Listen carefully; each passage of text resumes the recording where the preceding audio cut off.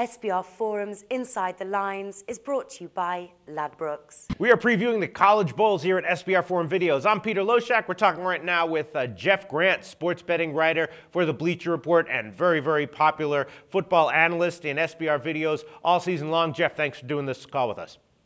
Great to be with you, Peter. This is real smash mouth football here that we're going to be previewing. Yes, it's the Buffalo Wild Wings Bowl. It's going to be played in Arizona, so there's very likely going to be good weather. It's TCU and Michigan State. Michigan State's a 2.5-point underdog. The total is 41. Neither of these teams is a particularly good bet on the year. Michigan State was 4-8 against the spread, TCU 5-7. Both teams were strong undertrenders, though. This total is pretty low at 41, although if you look at their past performances, a lot of their games did actually go under 41. Now they're playing each other. Excuse me. As I said, it is going to be good weather. I'm thinking maybe, I don't know, maybe you want to take a shot, even though you're not supposed to tease college football games. Maybe the best way to go is teasing Michigan State up to 8.5. What do you think?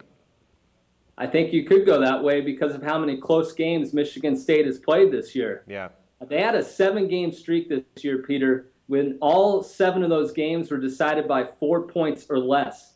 That's the first time that has happened for any college football team since 1996. So I don't exactly seeing them getting blown out by a youthful TCU squad that I think might find this game as a downer. This is a program that's gone to the BCS games a couple years, 2009, 2010, and then they played Louisiana Tech last year and failed to deliver as a 10-point favorite. And TCU, as a bowl favorite, 1-4 against the spread in their last 5, and their only cover was by a half point.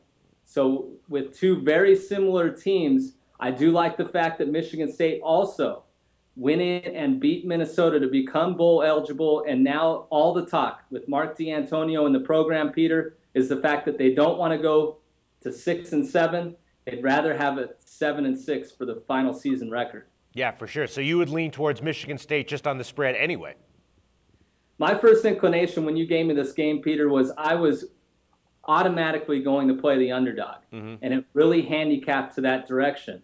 Michigan State 2-0 as an underdog this year, and they are actually favored against Notre Dame earlier in the year. That's a big thing here. Notre Dame's playing in the national championship game and has beaten teams from the Big 12 like Oklahoma. On the other end, TCU, they're a very youthful team. I think they're going to feel it here with the time off. They're not going to be up for this game as much as a senior-oriented team, and they're going to have trouble, I think, stopping Le'Veon Bell.